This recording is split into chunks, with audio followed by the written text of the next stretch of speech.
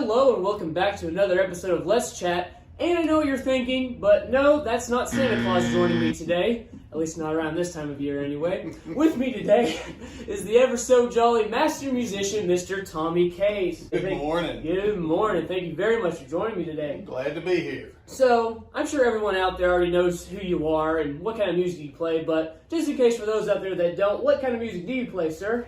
Well, so I kind of play a selection, and I've told everybody that gospel is that's my go-to music, and I just tend to go back to the old stuff too. It's that old gospel that I like so much.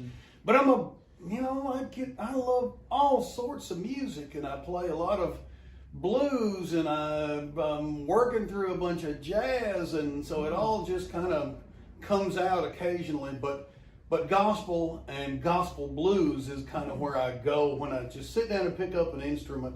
That's what I go to naturally. Oh, so speaking of instruments, what instruments do you know? Because I know you know how to rock harmonica, that's for certain. Well, so I have a whole lot of instruments. I don't play a whole lot of instruments. So I started out as a guitar player, but I had a harmonica all of my life, and it just kind of happened that I just kept playing it. And I've been in Kentucky about a little over 32 years now. And probably 20 years ago, I started going to an open mic, and they needed a harmonica player. And so I picked up my harmonica and just started playing and playing. Just I hadn't quit since. So harmonica, guitar.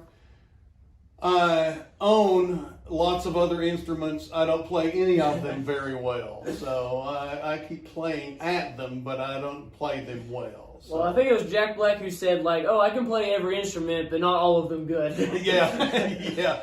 And it's like, well, and those every instrument is just like the harmonica. Some of them are easy to play, but they're hard to play well. So, and I am firsthand experience at that.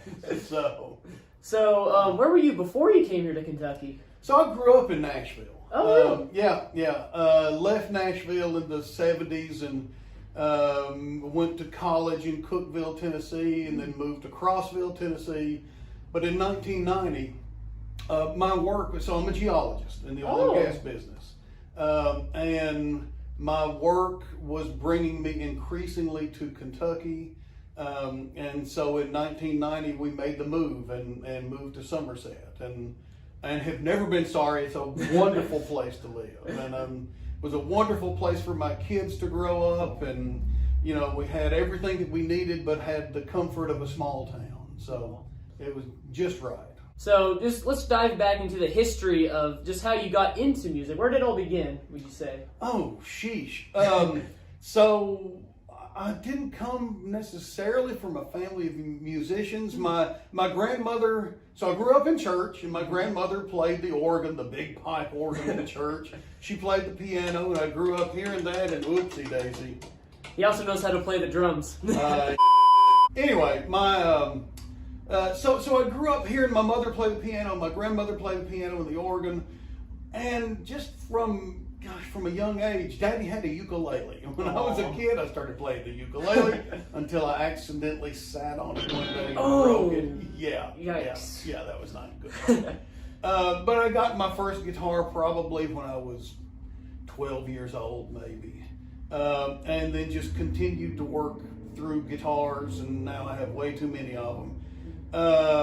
But I've had a harmonica since I was a kid. My grandfather was a harmonica player. Actually, I think both of my grandfathers were harmonica players. And somewhere, way back then, somebody gave me an old Marine Band harmonica, an old Honda Marine Band harmonica. And I just always had one. And when I got into college, there were lots of guitar players. There were not lots of harmonica players. So I kind of continued to expand my harmonica playing in college, and like so many people, life kind of gets in the way. You start having kids and work, and you lay things down for a little while. when I moved back up here and discovered the music scene in Mm-hmm. Somerset, I picked all of that stuff back up again. Oh yeah. And started going. Yeah, music is very much rampant here in Somerset. Rampant is a good way to put it. We are very blessed here. Oh yes, we sir. got a great music scene. Oh yes. And speaking of the music scene here in Somerset, and I guess tying back to your involvement with gospel, I understand you do a gospel hour at Jarfly Brewing Company. Yeah. So the first Sunday of every month, from 4 to 5 o'clock in the afternoon, we play gospel at the Jarfly Brewing Company. And it kind of came around. It was just one of those things that happens. Yeah. And was talking to Daniel Stroud, who owns Jarfly, is one of the owners of Jarfly. Daniel and I had played together for a long time. And I said, Daniel, really, what would you think if we did a gospel hour here one Sunday a month? And he said, oh, I love the idea. and so we started doing it then, but I really just kind of had the feeling there were a lot of people in town who were not sure how they felt about having a bar in town, which now there are several of them. And there were a lot of people in the Jarfly that are dear, sweet friends of mine that did not feel comfortable with church people. And I thought, oh, come on, let's just all get together and try this. And so it was really kind of an interesting crowd, and I will never forget the first gospel hour that we did there. Several of the little old ladies from our church came and gathered, and we're sitting at a table in the bar, and they were just teasing and laughing. And like, I can't wait to tell my grandkids that I've been to the Jarfly. And it was just hilarious. But it's turned out to be a really neat mix of people from church and along with people who don't normally hear gospel music. So it has kind of grown from just our gospel hour at the Jarfly. This summer we played at 3 or 4 different festivals that had never had a gospel band. Oh dang! Before. So that was great fun, and it continues to expand. So it's great fun. We have a good time doing it. If you come and listen to us, we're pretty raw musicians, but we make a joyful noise. There you go. I can vouch for them. They're good. They're very good. They're very good.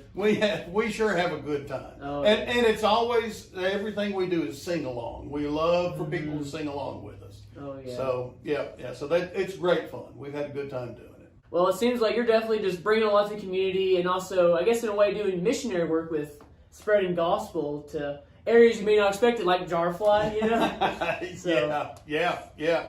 Well, and it really has been. I mean, I don't want to sound self-righteous, but it is a mission, and it's a way to get a message of good news to places that may not hear it very frequently. Oh yes, definitely. I think it's a very fun mission. I'll add to that. Me too.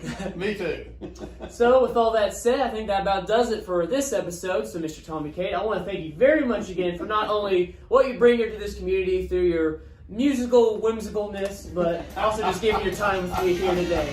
All right, Eli. Thank you.